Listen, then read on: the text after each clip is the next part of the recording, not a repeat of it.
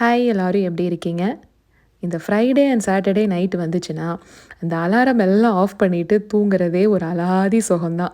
ஆனா, இந்த ஞாயித்துக்கிழமை night back to form அப்படிங்கிற மாரி இருக்கிற அலாரம் எல்லாம் ஆன் பண்ணி வச்சுட்டு தூங்கும்போது கொஞ்சம் கடியா தான் இருக்கும். பழங்கள் எல்லாமே வீட்ல தீந்து போயிருந்தது.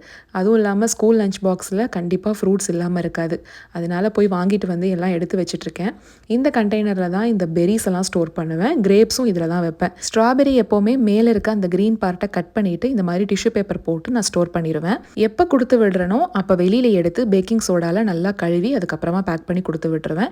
கிரேப்ஸ் எல்லாம் உப்பு போட்டு கழுவிடுவேன். இந்தியன் வெஜிடபிள்ஸ் எல்லாமே இப்போ ஹெச்இபிலையுமே கிடைக்க ஆரம்பிச்சிருச்சு. பாவக்காய்லாம் இன்னைக்கு ஹெச்இபியில் தான் வாங்கிட்டு வந்திருந்தேன். தயிருக்கு தான் உர போட்டுட்ருக்கேன். ஏன்னா தயிரும் தீந்து போயிருந்தது. கோல்டாக இருக்கும்போது மைக்ரோவேவில் சும்மாவே வச்சிடலாம். லைட்டெல்லாம் நான் ஆன் பண்ண மாட்டேங்க. சும்மா அப்படியே மைக்ரோவேவில் இந்த கண்டெய்னரை வச்சுருவேன். சரிங்க, நம்ம நாளைக்கு ஒரு ஷார்ட்ஸில் பார்க்கலாங்களா?